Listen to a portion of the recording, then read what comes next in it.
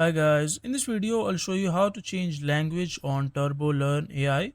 So make sure to watch this video till the end and you will be able to do it. Now step 1 is just go to this website, which is turbolearn.ai. You can just go to the Google and search it, and after that you will be seeing this kind of website. So from here you can just click on get started. It's free, or if you're already logged in, you just made an account already, so you can just click on this section which is called dashboard. So just click on dashboard, and once you click on dashboard, so you will be seeing this kind of dashboard in front of you, and here is your account logged in.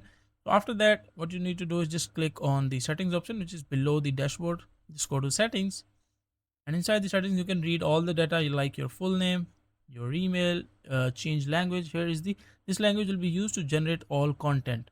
So basically this is the section where if you I like my current language is English. Now if I change it to, let's say, French or German or any other language, so all the content that I will generate will be basically into that language. Just click on the language, and let's say I want to like select Spanish, which is this language. Just click on Spanish, and when you see the blue line, just click on confirm.